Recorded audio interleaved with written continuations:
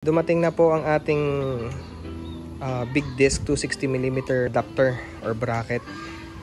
So, una aesthetically mas maganda to. Isa siyang buo kasi ito ay 2-piece pa. Ito ay yung bracket na kasama nitong TTGR.